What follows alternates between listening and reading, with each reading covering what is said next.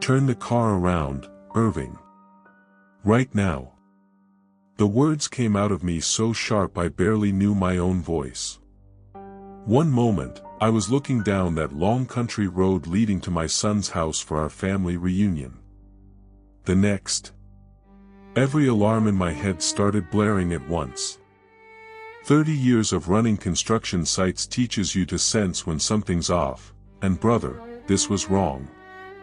My wife Denise gave me a confused look, then glanced back at the road. Irving, what's wrong? She asked. Please, I said, then louder, turn around. Now. She's been married to me for 35 years, long enough to know the difference between me being worried and me being dead serious. She didn't argue. She grabbed the wheel, checked her mirrors, and swung a quick U-turn onto the narrow shoulder. Gravel crunched under our tires as our Honda pointed away from the reunion, away from the house where our son Maurice had promised barbecue, grandkid games, and one big happy family day. But I knew better now.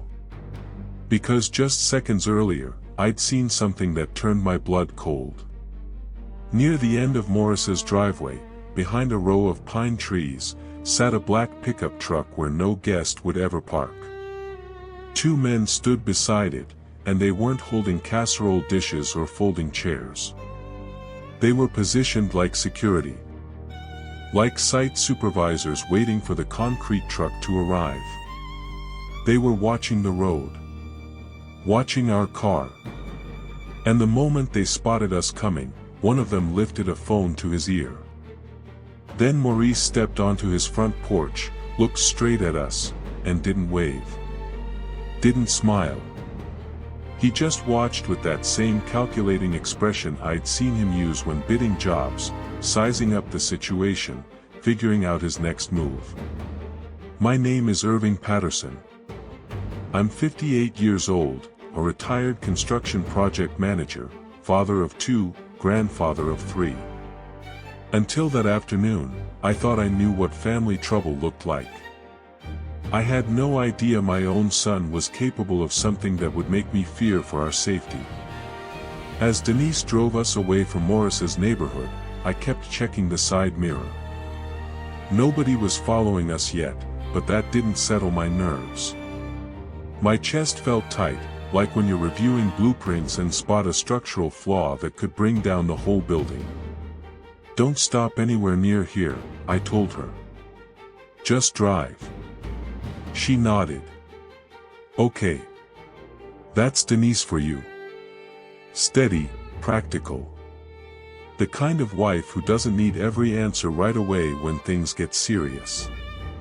We drove in silence for about 10 minutes before she pulled into a truck stop with a convenience store and a small restaurant attached. A few people were getting gas. An older woman walked her dog near the picnic tables. Safe enough, I figured. At least for a moment. Denise parked near the building and killed the engine. Then she looked straight at me. Tell me everything.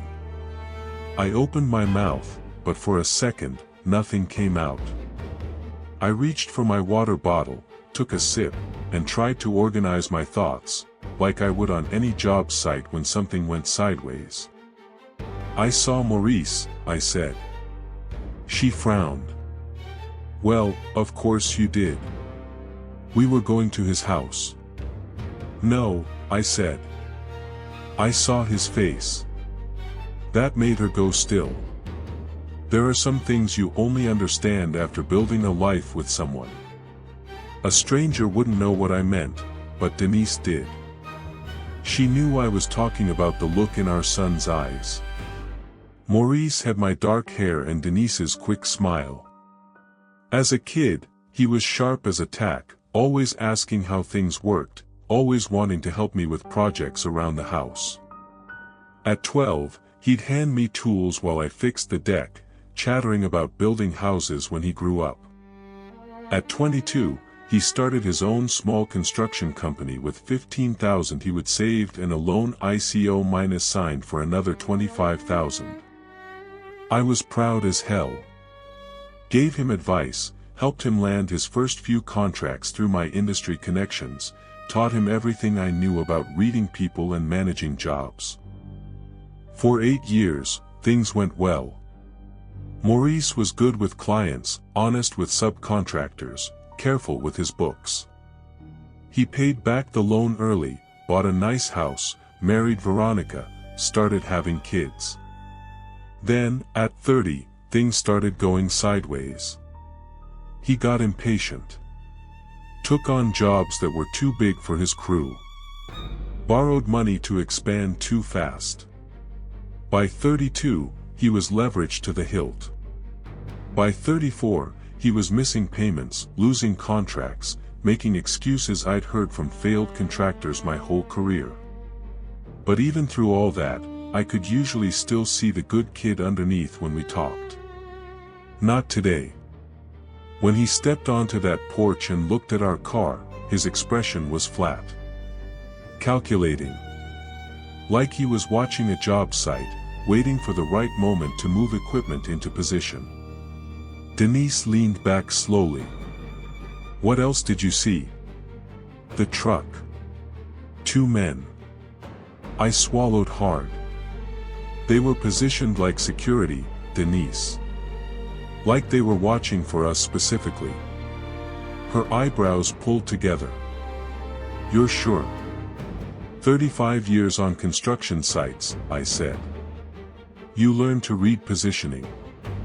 You learn to spot when someone's coordinating a job. The truck was hidden but had clear sight lines to the road.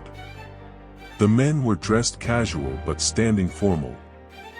And Maurice looked at them before he looked at us. She stared through the windshield at the empty parking lot. Could it be some kind of work thing? Maybe he hired help for the party setup. I wanted that to be true more than anything. But my gut was telling me different. You didn't see his face, I said quietly. That wasn't a son waiting for his parents. That was a man waiting for a job to start. Denise exhaled slowly. Then we call the police. The words should have made me feel better. Instead, they twisted my stomach into knots. Because if we called the police, I'd have to explain the thing I'd been ignoring for the past 2 months. And ignoring problems, I was learning, is how they grow from manageable to dangerous. I looked down at my wedding ring. There's something I should have told you, I said. Her face changed immediately, not angry, just alert. What is it? Before I could answer, my phone buzzed. Maurice's name lit up the screen. My whole body tensed.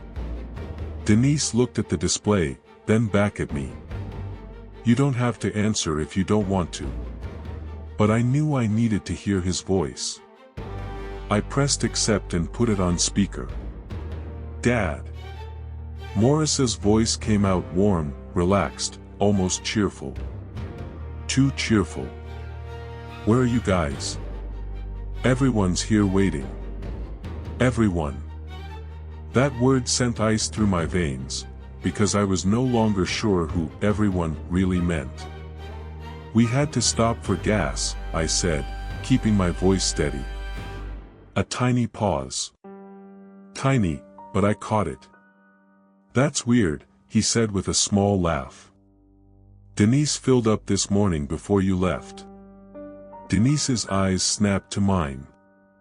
Neither of us had mentioned stopping for gas to him.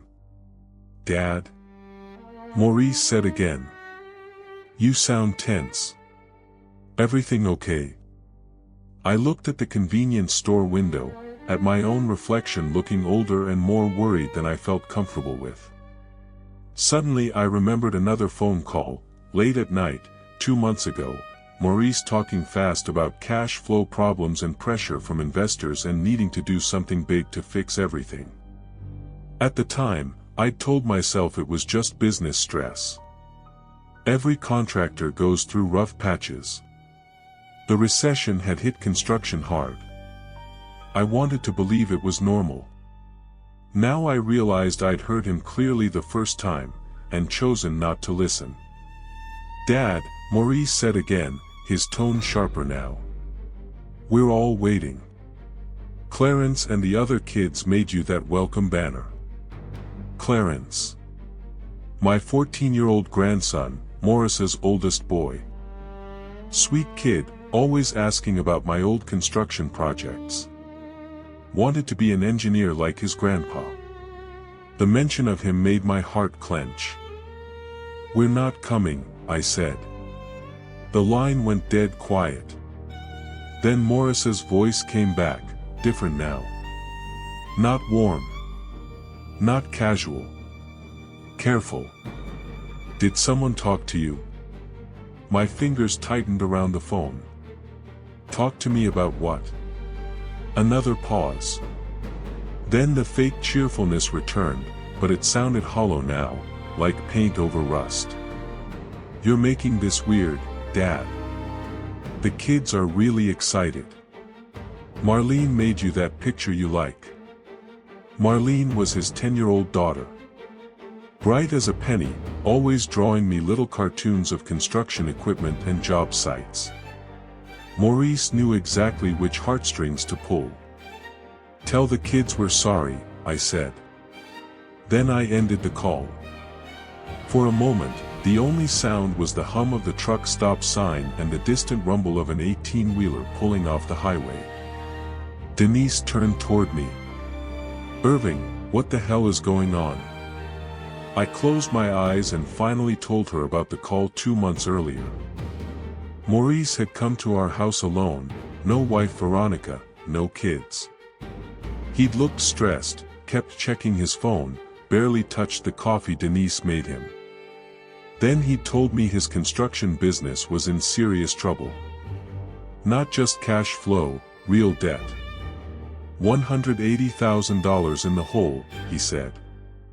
Equipment loans, material costs, payroll he couldn't meet.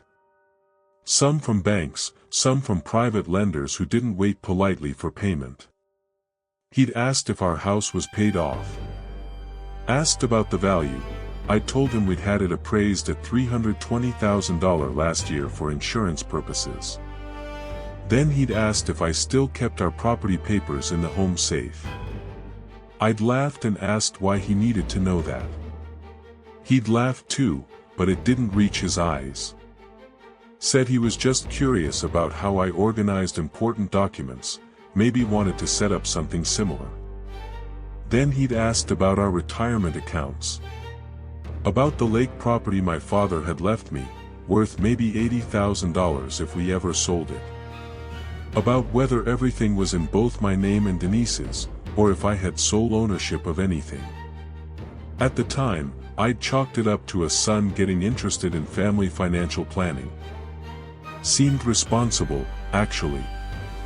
Now, sitting in that truck stop parking lot, every piece clicked into place like a blueprint finally making sense. The sudden reunion invitation after months of barely talking. The way Maurice had insisted we come early, before the rest of the family. The way Veronica had texted 3 times to make sure we brought the folder with old family records, claiming the kids wanted them for some school project about family history. The hidden truck. The waiting men. My son's face. I looked at Denise and said the words I'd been too ashamed to say before. I think Maurice wanted more than a reunion. I think he wanted us alone so he could pressure us into signing something. Property transfer papers, loan collateral agreements, something to get him access to our assets. And I think those men were there to make sure we cooperated if we refused. Denise stared at me, stunned. Before she could respond, my phone buzzed again. This time it was a text from Veronica. "Stop making this harder than it needs to be. Come back now or Maurice will have to handle this differently." My blood turned to ice. Denise read it over my shoulder, and her face went pale. "Handle it differently," she whispered. "What does that mean?" At that exact moment, a black pickup truck turned off the highway and rolled slowly into the truck stop parking lot. When the driver's door opened, I saw one of the men from Morris's driveway step out and look directly at us. "That's what it means," I said grimly. Denise saw him too. She didn't scream, didn't panic. She just reached for the car keys and said in a low voice, "Get down." I slid lower in my seat as my phone started ringing again. Through the side window, I watched boots crossing the cracked asphalt, slow and deliberate, like someone who believed they had all the time in the world. The man was tall, broad-shouldered, wearing a brown jacket and a baseball cap pulled low. I couldn't see his whole face, but I didn't need to. This was one of the two men who'd been watching Morris's driveway like site foremen waiting for the crew to show up. Denise started the engine. The pickup truck stopped 2 spaces away, blocking our easiest exit route. The man lifted one hand like he was greeting old friends, but his smile had all the warmth of a contract negotiation gone bad. "He's trying to box us in," I muttered. Denise put the car in reverse. The man's friendly expression disappeared. Then another truck appeared at the parking lot entrance behind us. "They've got us trapped," I whispered. "Not yet, they don't," Denise said grimly. She turned the wheel hard, backed up over the curb, and cut across a patch of grass behind the convenience store. The car bounced so hard I grabbed the door handle. In the mirror, I saw a trash can fly sideways as we clipped it. The black truck roared to life behind us. We shot past the restaurant and onto a side road that ran parallel to the highway. Gravel sprayed from our tires like buckshot. My wife isn't normally an aggressive driver, but in that moment, she drove like someone who understood that following traffic laws was less important than keeping us alive. I twisted around and looked back. The truck was following us, maybe 200 yards behind, close enough that I could see dust rolling off its hood. "Call 911, Denise said, her voice tight but steady. My hands shook as I dialed. The operator answered, calm and professional, and I tried to explain through my racing pulse that we were being followed near County Road 47, that we had reason to believe men were trying to intercept us, that our son's family reunion might have been some kind of setup. Even to my own ears, it sounded crazy. But the operator stayed on the line, asked me to keep describing our location and the vehicle following us. I did. I read street signs, described the truck, told her there were at least 2 men involved. "Sir, can you tell me why you believe these individuals want to intercept you?" she asked. "Financial fraud," I said. "We think our son was planning to force us to sign property transfer documents." That got her attention. Her voice sharpened. "Are you in immediate physical danger?"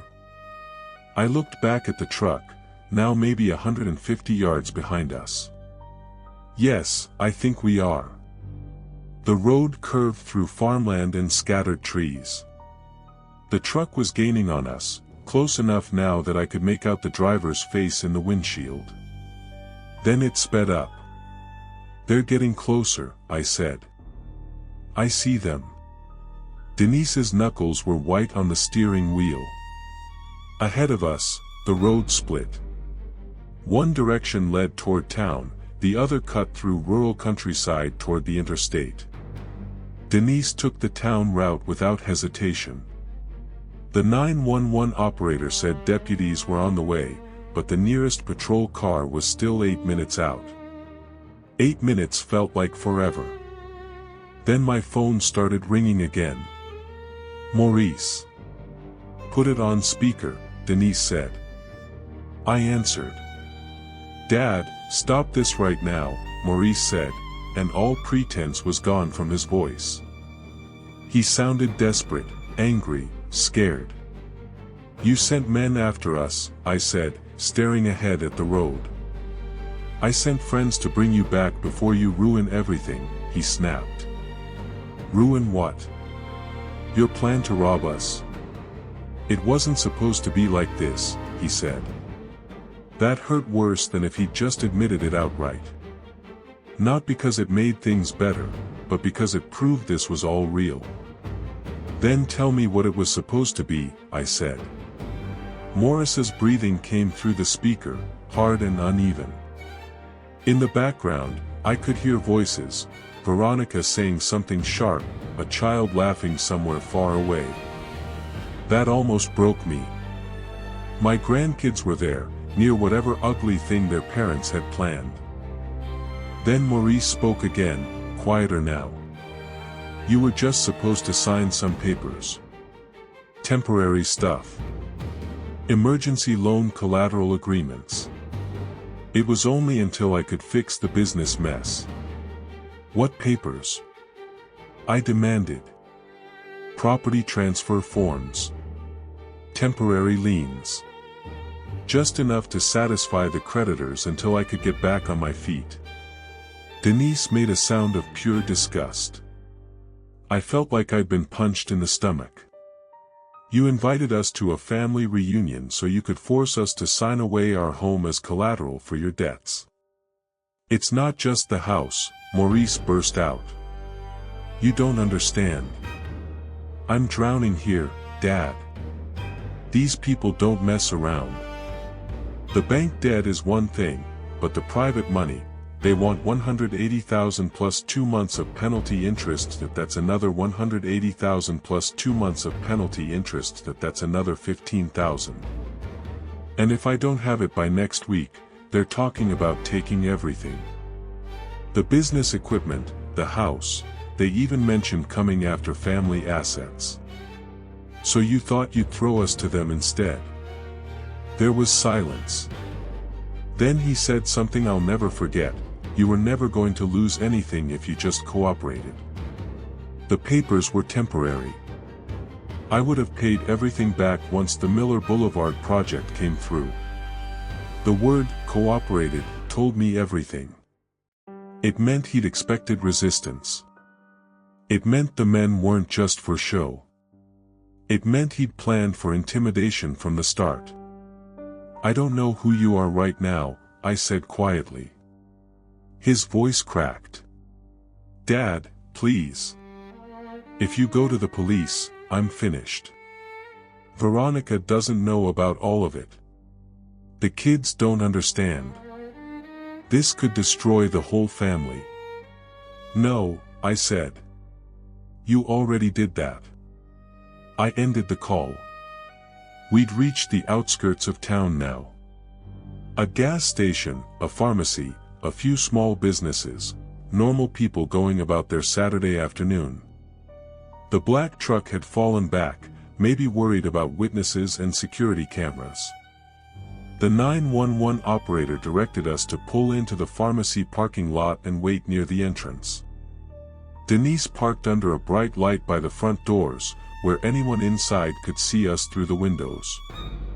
The truck drove past once, slowly, then disappeared down a side street. I sagged back in my seat, feeling like I'd aged 10 years in the past hour. 2 sheriff's vehicles arrived within minutes. The lead deputy was a woman in her 40s with sharp eyes and a no-nonsense manner, Deputy Rodriguez, according to her name tag. They listened carefully while we explained what had happened, and I could see her taking mental notes as we talked. When I showed her the text from Veronica, her expression hardened. When I played back the recorded 911 call with Morris's voice on it, she wrote down every word he'd said about the $180,000 debt and the property transfer documents. Then came the hard part. I had to tell them about the conversation 2 months earlier, about Maurice asking strange questions about our safe, our property records, our will. About the survey documents that had gone missing from our home office. About the key Maurice still had 4 emergencies. "Has your son been under financial stress?" Deputy Rodriguez asked. I explained about the failed construction business, the $180,000 in debt split between bank loans and private lenders, the pressure from creditors who didn't wait politely for payment. I told her about the Miller Boulevard project that Maurice kept saying would fix everything, if he could just hold on long enough to bid it. Within 2 hours, they'd gone to Morris's house. Most of the family guests had been sent away. The kids were safe with neighbors while police sorted everything out. Maurice wasn't there, he'd left before the deputies arrived.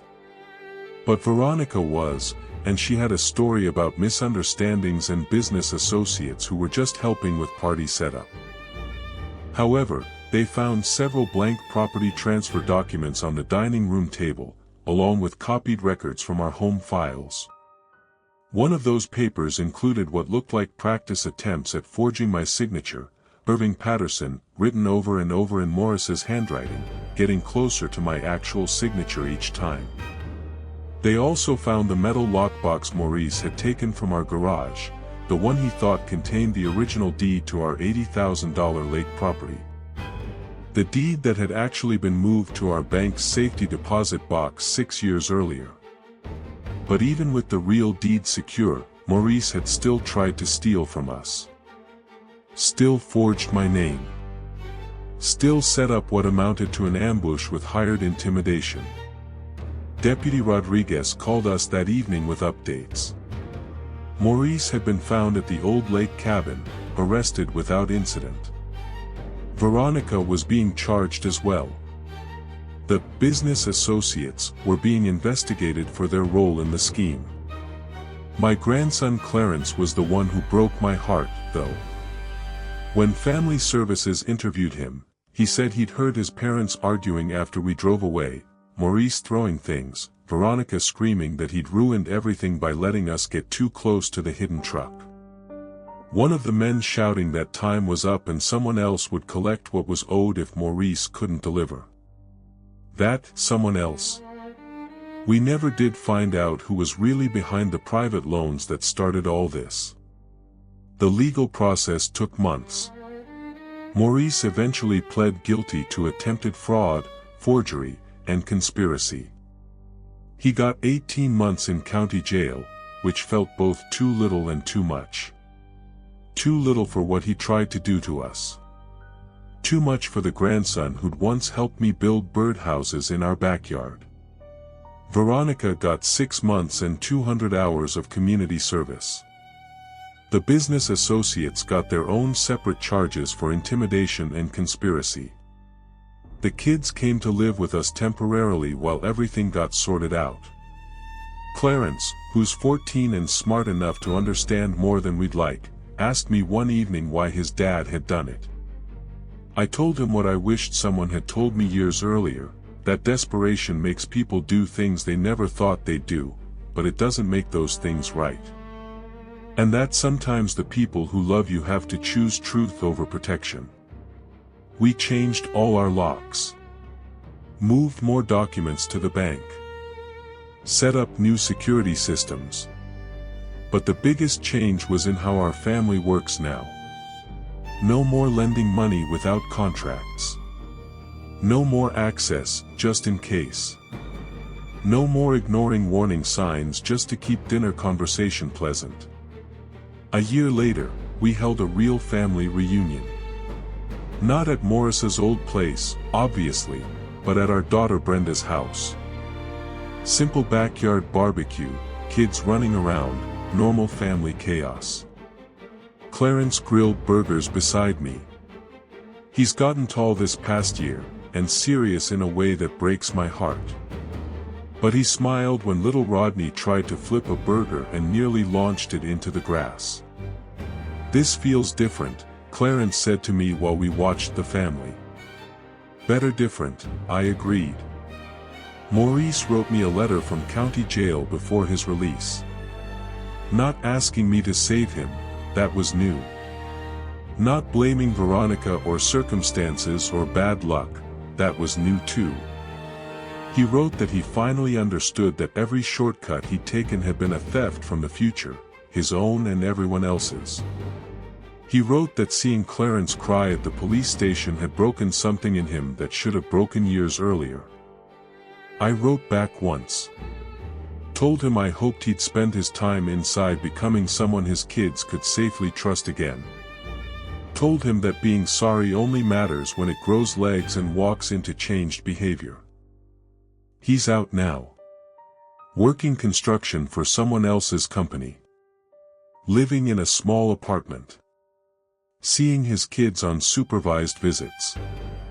We don't talk much, but I hear through Brenda that he's doing honest work and paying back what he can. The kids are doing better. Clarence still lives with us part-time, but he smiles more now. Says he likes knowing where everyone stands, even when it's complicated. That's the thing I learned too late, but not too late to pass on: trust your instincts. When something feels wrong, it usually is. Speak up when you need to, even if it makes things uncomfortable. Silence might keep peace for an hour, but truth can protect a family for years. The day I told Denise to turn the car around, I thought I was just avoiding trouble. I didn't know I was turning our whole family away from one kind of future and toward a harder but cleaner one. I never looked at Maurice the same way again. But because I finally chose truth over silence, I was still there to see my grandchildren grow up in an honest home. And that, I've learned, is worth more than any peace you can buy with looking the other way, because a family built on truth might be harder to manage, but it's the only kind that can truly protect the people you love when trouble comes knocking. Sometimes the biggest gift you can give your grandchildren isn't money in the bank or property in their name, it's showing them that even when family breaks your heart, you still choose what's right over what's easy.